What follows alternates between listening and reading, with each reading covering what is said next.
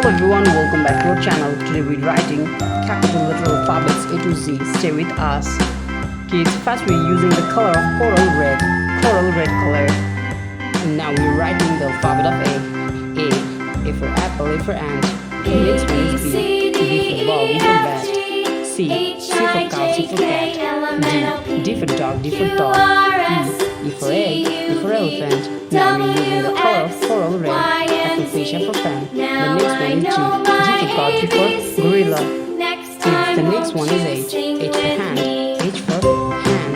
I for ice, I for ice cream. Stay with us. J for jacket, K for kite. The next one is L.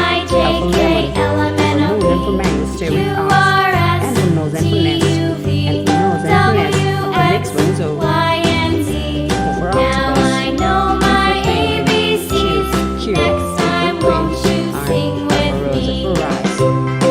Snake. T for tiger.